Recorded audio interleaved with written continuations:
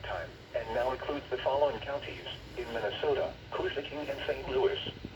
Remember, a tornado watch means the conditions are favorable for the development of severe weather, including tornadoes, large hail and damaging winds, in and close to the watch area.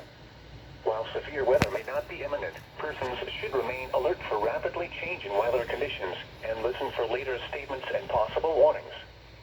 Stay tuned to NOAA weather radio, commercial radio and television outlets, or internet sources for the latest severe weather information.